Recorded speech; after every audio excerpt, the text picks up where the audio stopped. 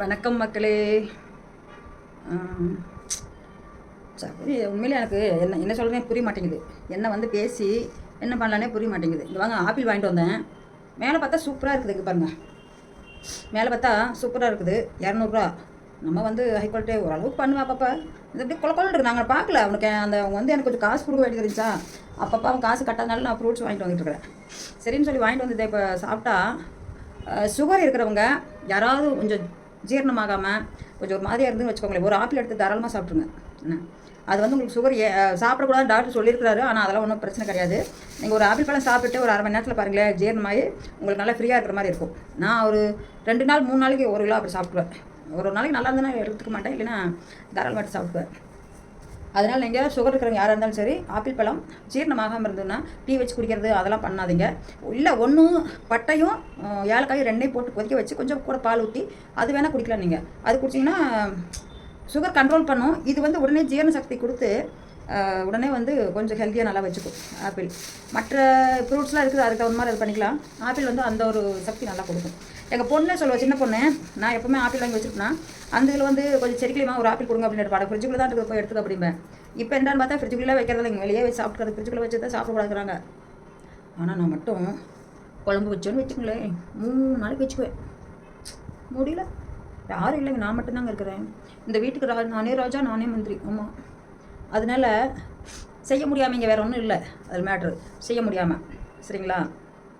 அப்புறம் இன்றைக்கி ஒரு பதிவு இதில், ஏன்னா வந்து இந்த சேனலுக்கு இருக்குதோ போட்டுட்டு போகிறது எனக்கு தெரியாது. அது ஏதோ அந்த ஐடியா நிறைய என்னோடய சேனலுக்குள்ளே இருக்குதுங்க. நான் தான் அப்படி பண்ணிட்டேன், வேறு யாரும் இல்லை. அது அந்த இது ஒரு சேனல் வந்து மொத்தம் வீடியோவை டிலேட் பண்ணா பாருங்கள் சூர்யா, அது வந்து அந்த பொண்ணோடைய தப்பு தான் பண்ணுனா. அப்படி பண்ணுனா அந்த பலாபலன் அவங்க அனுபவிச்சுட்டு போயிடுறாங்க. அது நமக்கு அதுக்கு சம்மந்தமே கிடையாது. அதனுடைய என்ன பலன் கடவுள் கொடுப்பாரோ கண்டிப்பாக கொடுப்பாரு. ஏன்னா அது நம்ம போய் அதெல்லாம் பேசிக்கிட்டு இருக்கக்கூடாது தான் விட்டுட்டேன். என்ன ஆனால் அது ஒரு கம்யூனிட்டி வந்தால் பாருங்க, போலீஸ் சர்வீஸ்னு மவனே எனக்கு நீங்கள் வந்தேன்னு வச்சுக்குவேன், எனக்கு நீ தாண்டா வரணும், நான் கண்டிப்பாக உனக்காகவே அது ஃபோன் நம்பர் அப்படியே இருக்குதுடா, உனக்காகவே நான் வருவேன். நான் எதுக்கு அதை எடுக்காமல் இருக்கிறது தெரியுமா? ஃபோன் நம்பர் எடுத்து ஏதோ உனக்கு டேரெக்டாக ஃபோன் பண்ணி பேசாமல் இருக்க தெரியுமா? எல்லாம் ஒரு காரணத்துக்காக தான். என்ன நான் வந்து உங்களை பேசி தான் சேனல் வந்து போகணும்னு எனக்கு அப்படியே மேலே கொண்டுட்டு போய் க்ரோத்தாகவே நல்லா வந்து காசு வாங்கின்னு ஒரு 10-15 நகை போடா பொறுக்கினாய் நகை வாங்கி நான் என்ன பண்ண போகிறேன்? 60 வயசு ஆகிப்போச்சு. அந்த என்னது அந்த இது முத்துநாதன் அந்த சேனலில் அந்த அம்மா, நீ 60 வயசுன்னு பொய் சொல்கிற, நீ 60 வயசு பொம்பளாட்டமாக பேசுகிற. நான் அப்படி தான் பேசுவேன், சாவளவும் இப்படி தான் பேசுவேன். என்னுடைய கோணம் இப்படி தான். நான் வந்து பொய் சொன்னாங்கன்னா மட்டும் எனக்கு பிடிக்கவே பிடிக்காது. சூர்யா வந்து நிறைய பொய் சொல்லியிருக்கிறேன், அது ஒன்று தான் எனக்கு.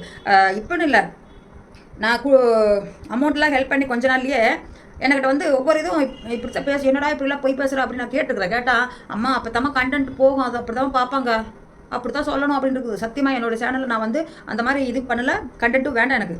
எனக்கு தெரிஞ்சதை மட்டும், உனக்கு திறமை இருந்தால் பாரு அப்படிங்கிறடே. திறமை இருக்குங்காட்டாண்டா MBA வரைக்கும் படிக்க வச்சுருக்கிறேன், ஒரு சிங்கிள் மதர். உனக்கு அது தெரியுமா? சூப்பரான மருமகன். அதுக்கு ஒரு உதாரணம் நான் சொல்லவா? என்னுடைய இருக்குதா ஆயுதம் காட்டணும், ஏன்னா நல்லதோ கெட்டதோ எதாக இருந்தாலும் காட்டணும்ல. இதை காட்டுறேன், உங்களுக்கு டீட்டெயில்ஸ் சொல்லிவிட்டு அப்புறம் காட்டுறேன். நான் வந்து என்னுடைய கொடி, நம்ம ஊரில் என்ன சொல்லுவாங்க, கொடி தான் சொல்லுவோம். அந்த நான் போடுறதே இல்லை வீட்டில். நான் எப்போ 18 வருஷம் 20 வருஷம் ஆயிடுச்சு நான் ருத்ராட்ச மாலை போட்டு.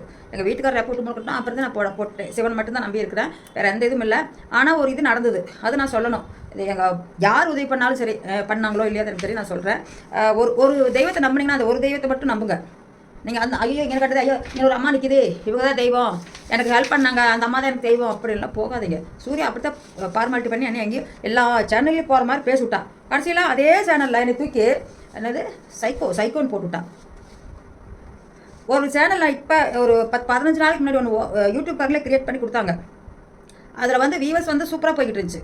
எல்லா வீடியோஸுமே ஒரு வீடியோஸ்னால் 7000 அப்படியே போயிருக்குது சம்திங். ஃபஸ்ட்டு வீடியோ அந்த சேனல் ஓப்பன் பண்ணி ஃபஸ்ட்டு வீடியோ இந்த மாதிரி யாருக்காவது போயிருக்குதுன்னா சொல்லுங்கள் எல்லோரும். நான் போயிருந்துச்சு. அதில் ஒரு கம்யூனிட்டி பையன் என்ன சொன்ன தெரியுங்களா? நான் ஏன் இதனால வந்து லைவ் வராமல் இருக்கிறேன்னா காரணம் அதுதான். அதில் ஒரு கம்யூனிட்டி பையன் என்ன சொன்ன தெரியுங்களா? நீ சூர்யாவை பேசுனதுனால தான் இந்த வியூவர்ஸ் உனக்கு கிடச்சிருக்குது, இல்லை உன்னுடைய திறமை கொண்டு போட்டுப்பாரு அப்படின்னு சொல்லியிருக்கிறான். அதனால நான் வந்து அந்த சேனல் நமக்கு வேண்டாம், அவன் வாய் வச்சு பேச வேண்டாம், டிலீட் பண்ணி விட்டேன். போதுமா? இருக்குது அது இதில் தான் இருக்குது, எனக்கு வேண்டாம், அதனால் திரும்பவும் நான் ஐடி பண்ணியிருக்கிறேன். நானாக ஓப்பன் பண்ணியிருக்கேன். அது யார் ஓப்பன் பண்ணதும் இல்லை, என்னுடைய இது நானாக தான் பண்ணியிருக்கிறேன். இன்னொன்று சொல்லிக்கிறேன், மே மாதம் என் பொண்ணு சின்ன பொண்ணு பேரனு வருவாங்க. ஆனால் மீடியாவில் காட்டுறதுலாம் நான் ஒத்துக்க மாட்டேன், வரவும் மாட்டாங்க அவங்க. சப்போஸ் குட்டி பையனாவது கேட்டு பார்க்குறேன் எங்கள் பொண்ணுக்கிட்ட, அவங்க ஏதாவது கொஞ்சம் காட்டிக்கிட்டான்னு கேட்டு பார்க்குறேன். அவங்க ஏதாவது விட்டாங்கன்னா குட்டி பையனை காட்டுவேன், எனக்கு ரொம்ப பிடிக்கும் அவனா. அதனால தான் அவன் பேர் சாந்தாவும், அந்த அவங்க செல்ல பேர் வந்து புஜ்ஜின்னு தான் கூப்பிடுவோம். நாங்கள் தெலுங்கு நாட்டில் தானே இருந்து படித்தாவ, ஆந்திராவில் +2 வரைக்கும் ஆந்திராவில் தான் படித்தா, ராஜமந்திரியில். அதனால அவளுக்கு அந்த தெலுங்காரம் அந்த பேர் அவளுக்கு ரொம்ப பிடிச்சதுனால புஜ்ஜின்னு கூப்பிட சொல்லி அவங்க அப்பாவும் சரின்னு சொல்லிட்டாரு, இவளும் சரின்னு சொல்லிட்டு அந்த பேர் வச்சாங்க. ஐரா புஜ்ஜி வச்சுக்கிட்டாங்க. அந்த ஞாபகத்தமாக இருக்கட்டும் அப்படின்னு தான் நானும் இங்கே இருக்கிற போன் குட்டி இருக்குதுல்ல, அதில் குட்டின்னு வச்சுருக்கேன் நான். ஏன்னா அந்த பையன் எனக்கு ரொம்ப பிடிக்கும். பேரனை யாருக்குங்க பிடிக்காமல் இருக்கும்? அதனால் அவனுக்கு ரொம்ப பிடிக்கும். என்ன கூப்பிடுவாங்க தெரியுமா உங்களுக்கு? எல்லோரும் என்ன கூப்பிடுவாங்க, என்னுடைய பேரை வந்து அம்மாச்சின்னு தான் கூப்பிடுவாங்க. என்னுடைய பேரை டிஃப்ரெண்ட்டாக கூப்பிடுவாங்க. நான் லாஸ்ட்டில் தான் சொல்லுவேன், கண்டிப்பாக சொல்கிறேன் நான். டிஃப்ரெண்ட்டாக அது ஒரு பேர், நீங்கள் தமிழ்நாட்டிலே கேள்விப்பட்டிருக்க மாட்டேங்க அந்த பேரை, சரிங்களா? நான் அதை சொல்கிறேன். அதுக்கப்புறம் கரூர் வைஸ்யா பேங்க்கில் எனக்கு கோயம்புத்தூர் சினிபாளையத்தில் கரூர் வைஸ்யா பேங்க் அக்கௌண்ட் இருந்தது. அந்த அக்கௌண்ட் வந்து கிட்டத்தட்ட ரொம்ப 20 வருஷத்துக்கு முன்னாடி ஓப்பன் பண்ணது. அதுதான் ஓடிக்கிட்டு இருந்துச்சுன்னா ஓடிக்கிட்டே இருக்குது, அது ஒன்றும் ப்ராப்ளம் இல்லை, ஓடிட்டு இருக்குது. எனக்கு ஏதாவது டவுட்னா அங்கே தான் நான் ஃபோன் பண்ணி கேட்டு தெரிஞ்சுக்குவேன். அதே பேங்க்கு இங்கே ஆந்திர பிரதேஷ் சத்யசாய்பாபா ட்ரஸ்ட்டு அந்த ஊரில் அங்கேருந்து ஒரு மணி நேரம் பஸ்ஸில் போகணும். தர்மபுரம் பட்டு கேள்விப்பட்டிருக்கீங்களா? சூப்பராக இருக்கும். தர்மபுரம் பட்டுனா அது ஒரு பேர் போனது தான். ஆனால் வந்து என்னென்னா இந்த காஞ்சிபுரம் பட்டு மாதிரி முத்திரை வரல இன்னும். அந்த முத்திரைக்காக போராடிக்கிட்டு இருக்காங்க. கண்டிப்பாக அது கிடைக்கட்டும். நல்லாயிருக்கும், விலை கம்மியாக இருக்கும், சூப்பராக இருக்கும். இங்கெல்லாம் ஆந்திராவில் கல்யாணம் ஆச்சுன்னா ஃபுல் அண்ட் ஃபுல் பட்டுப்படவை தாங்க இருக்கும். ஃபேன்சி கீன்ஸ் எதுவுமே இருக்காது. எந்த கல்யாணம்னாலும் பாருங்களேன், பட்டுப்படவை மட்டும்தான் இருக்கும். பார்த்தா ஒரே இதெல்லாம் சூப்பராக இருக்கும். அந்த மாதிரி இது அங்கே வச்சுருந்தேன். என்னுடைய நகையை 5 வருஷம் ஆயிடுச்சு நான் வச்சு. வருஷம் போய் நான் அதை வந்து ரெனியூ பண்ணிவிட்டு வந்துடுவேன். நீ போகாது, இங்கே இரு, அது பண்ணிவிட்டு வந்துடுவேன். அது சில பேர் எங்கிட்ட ஒருத்தர் சொன்னது என்னன்னா, நீங்கள் வருஷம் அங்கே போய் நான் அப்பப்போ அமௌண்ட்டும் கட்டி விட்ருவேன். அது கட்டி விட்றதுக்கு வந்து வேறு ஆரோக்கிட்ட போக சொல்லி காசு கொடுத்து கட்டி விட்டு சொல்லிடுவேன். என்னால் கொஞ்சம் அதிகமாக வெளியில் போக முடியாது, ஹெல்த் ப்ராப்ளம், அதுதான் மெயின். உள்ளே ஏசி போட்டு உள்ளே இருந்தால் மட்டும்தான் ஃப்ரெஷ்ஷாக இருப்பேன். இந்த வெயில் காலத்தில் இல்லை, வெளியில் போகணும்னு வச்சுங்களேன். அதனால தான் முடியை நான் கட் பண்ணி வச்சுருக்கிறேன். இதாக இருந்தால் சீக்கிரம் அப்படி தொடச்சி எடுத்துருவேன். இல்லைக்கா வந்து தண்ணி ஊற்றி கழுவி விட்ருவேன், குமிஞ்சு வாக்கில் அப்படி நீட்டாக இருக்கும். அந்த இதுக்காக பண்ணிகிட்டு இருந்தேன். அப்படினால ஒரு 1.5 மாதத்துக்கு முன்னாடி ஒரு 2 மாதத்துக்கு முன்னாடி ஒரு 30,000 கொடுத்து கட்ட சொல்லி ஒரு கொடுத்துவிட்டேன். கட்டிட்டு ரெசிப்ட் கொண்டு கொடுத்துட்டாங்க. அவங்க இப்போ என்ன பண்ணாங்கன்னா, ஒரு 10 நாளைக்கு முன்னாடி வந்து அந்த கரூர் வைஸ்யா பேங்க்லேருந்து எனக்கு கால் பண்ணாங்க. நீங்கள் வந்து கோல்டு வச்சுருக்கீங்களா, அதை வந்து நீங்கள் திருப்பி ரெனுவல் பண்ணி வச்சுட்டு போயிருங்க அப்படின்னாங்க. நான் சொன்னேன், இல்லை காசு ஒன்றும் எக்ஸ்ட்ரா வாங்கலையே, நாங்கள் கூட 30,000 முன்னாடி கட்டியிருக்கிறேனே என்னுடைய காசே அப்படின்னேன். இல்லை நீங்கள் கட்டியிருக்கிறீங்க, நீங்கள் வந்து அதை இது பண்ணிட்டு போயிருங்க அப்படின்னாங்க. சரிடா அப்படின்ட்டு நான் ஒரு வாரம் நான் அசால்ட்டாக இருந்துக்கிட்டே, சரி சும்மா போய் பண்ணிட்டு வரதானே பண்ணிக்கலாம் அப்படின்னு அசால்ட்டாக இருந்தேன். திரும்பவும் ஒரு 5 நாள் கழிச்சு, 5 நாள் இல்லை 6 நாள் கழிச்சு அவனே தான் கூப்பிட்டான். அது நம்பர் நான் சேவ் பண்ணி வைக்கிறதுனால எனக்கு தெரியல விட்டுட்டேன். ஃபோன் பண்ணி கரூர் வைஸ்யா பேங்க்லேருந்து தெலுங்கில் பேசுனாங்க, தமிழில் இல்லை பேசுகிறாங்க. நீங்கள் வந்து அந்த இதை வந்து மெயின் பேலன்ஸும் வட்டியும் கொண்டாந்து மொத்தமாக கட்டிட்டு அதுக்கப்புறம் நீங்கள் திரும்பவும் வச்சுட்டு அந்த காசை எடுத்துக்கோங்க அப்படின்னு சொன்னான். நான் என்ன சொல்கிறேன்டா, பைத்தியமாக பிடிச்சிக்கிச்சு, எதுக்குடா இப்படி வட்டி திருப்பி கொண்டாந்து கட்டுறது எதுக்கு, இப்போ ரூல்ஸ் அப்படி வந்திருக்குது அப்படின்னா. சரி அப்படின்ட்டேன். அது வந்து 1,20,000 வாங்கியிருந்தேன், அதில் 30,000 நான் கட்டிட்டேன். வட்டி வந்து 12,000 அப்படின்னாங்க, அதனால 20,000 கட்டிட்டேன், சரிங்களா? அதோடைய லெவல் அமௌண்ட் வந்து 1,00,000 அப்படி தான் போயிருந்துச்சு. இதை வந்து நான் சொல்கிறேன்னா சில பேர் புரிஞ்சுக்கோங்க. நான் என்னென்னா ஒவ்வொரு பேங்கில் ஒரு மாதிரி பண்ணுவாங்க. தெலுங்குலையாக இருந்தாலும் சரி, தமிழ்லையாக இருந்தாலும் சரி, ஒரு பக்கம் ஒரு டிஃப்ரெண்ட் மாதிரி இது பண்ணுறாங்க. அந்த இதில் வந்து சொல்லியிருந்தான். அப்புறம் எனக்கு திடீர்னு எங்கடா போய் கேட்குறது, இப்போ எங்கிட்ட வந்து கையில் காசு இல்லை. அந்த டயத்தில் அந்த அளவுக்கு கையில் காசு இல்லை. வெளியில் கொடுத்துருப்போம், ஏதோ ஒன்று பண்ணுவேன். அப்படி பண்ணுறப்ப நான் போய் யார்கிட்ட போய் கேட்குறது? இப்போ நம்ம வட்டிக்கு கொடுத்துருக்குறோம், அந்த காசு போய் நம்ம போய் எப்படி உடனே எனக்கு இப்படி கொடு, நான் எனக்கு வேறு யாருக்காவது நல்லா இல்லாது. இருந்தாலும் ஒரு பையன்கிட்ட வந்து அவன் நல்லா பிக்காக வியாபாரம் பண்ணுறேன், பால் டெய்ரி பையன். அந்த பையன்கிட்ட கொண்டு நான் வந்து ஒரு 6 வருஷத்துக்கு முன்னாடி நானே தான் அமௌண்ட் கொண்டு கொடுத்து யாருக்காவது வட்டி கொடுத்து எனக்கு அந்த வட்டி வசூல் பண்ணி எனக்கு கொடுத்துரு அப்படின்னு சொல்லி நல்ல பையன் அப்படின்னு அவனுக்கு கொடுத்துருந்தேன். அந்த காசை கேட்டேன். ஆண்டி இப்போ தான் ஆண்டி ஒரு 15 லட்சத்துக்கு வீடு வாங்கிட்டேன், டபுள் பெட்ரூமு, இப்போதைக்கு கஷ்டமாக இருக்குமே ஆண்டி அப்படின்னா. சரி பார்க்குறேன் ஆண்டி, என்கிட்ட இருந்தாலும் வாங்கி நான் வந்து அங்கே திருப்பி வச்சுட்டு பண்ணி கொண்டாந்து கொடுத்துருண்டா அப்படின்னேன். சரி அப்படின்ட்டு பார்த்தேன், அதுங்க ஒன்றும் கிடைக்கல ஆண்டி அப்படின்ட்டான்.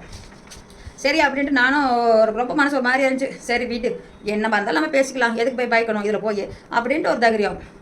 எனக்கு என்ன தைரியம், ஒரு 2 நாள் கழிச்சு என்ன தைரியம் வச்சுக்கலாம், 2 நாள்லேயே போயிட்டேன். நேற்று போனேன். என்ன தைரியம் வந்தது அப்படின்னா, இவன் வந்து 2 மாதத்துக்கு முன்னாடி டைம் முடிஞ்சு போச்சு. டிசம்பர் டிசம்பர் 19 20 27 டைம் முடிஞ்சு போச்சு. நீ இப்போ வரைக்கும் எதுக்கு இருந்து சொல்லலாம் என்கிட்ட? அது ஒரு பாயிண்ட் எனக்கு டக்குன்னு வந்து என்னுடைய சிவபெருமான் வந்து எனக்கு சொல்லி ஞானம் இதை கொடுத்துட்டாரு. எனக்கு அவ்வளோ கோவம் வந்துருச்சு. எனக்கு ஒரு விஷயம் என்ன, சைக்காலஜி சைக்கோன்னு அந்த பிள்ளை சொல்லிச்சு, அப்படி கிடையாது. டிப்ரெஷன். எங்கள் பொண்ணு என்னை விட்டுட்டு போயிட்டா, எப்படின்னா அட எங்கே போயிட்டா, இங்கே தானே வேலை பார்க்குறேன், நம்ம கட்டி கொடுத்துருக்கோம், அங்கே வேலை பார்க்குது, அவங்க குடும்பத்தில் இருப்பாங்க, நம்ம போய் அப்பப்போ பார்த்துக்கலாம், இல்லைன்னா என் பொண்ணு வருவா, இப்படி நான் யோசிச்சிருந்தேன்னா எனக்கு இந்த ப்ராப்ளம் வந்திருக்காது.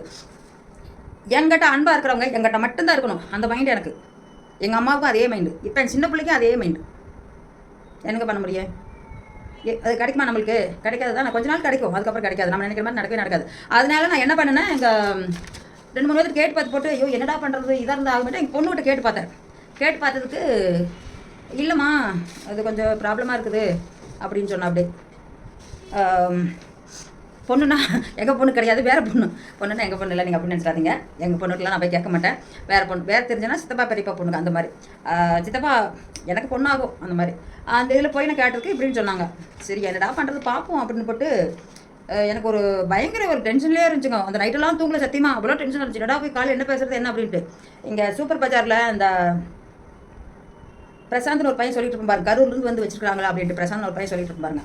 அந்த பையன் வந்து எனக்கு டேப்லெட் வாங்கிட்டு வந்தது. அப்படி அவங்களுக்கு வந்து கரூரில் மெடிக்கல் ஷாப் வச்சுருக்காங்க. அந்த இதில் வந்து எனக்கு வந்து டேப்லெட் வாங்கிட்டு வந்தா. அப்படி வாங்கிட்டு வரங்காட்டி அதுக்கு கொடுக்குறதுக்காக ஃபோன் பண்ண. அப்படி நான் சொன்னேன், பிரசாந்த் இது மாதிரி ப்ராப்ளம் இருக்குதா, காசு எனக்கு அர்ஜென்ட்டாக வேணும், வந்து நான் உனக்கு கொடுத்துட்றேன் அப்படின்னா.